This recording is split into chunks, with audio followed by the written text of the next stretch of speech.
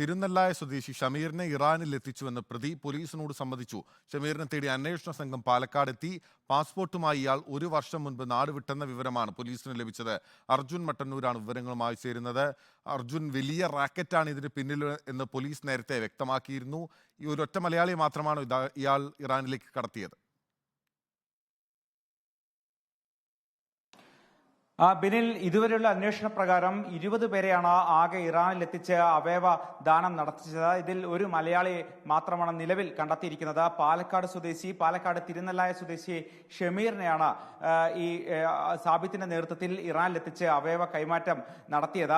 ഈ സാബിത്തിനെ കുറിച്ച് അന്വേഷണ സംഘം പാലക്കാട് എത്തി അന്വേഷിക്കുകയും ചെയ്തു. ഇയാൾ 1 വർഷം മുമ്പ് പാസ്പോർട്ടുമായി ഇവിടെ നിന്ന് പോയി എന്ന വിവരമാണ് പോലീസിന് ലഭിച്ചത്.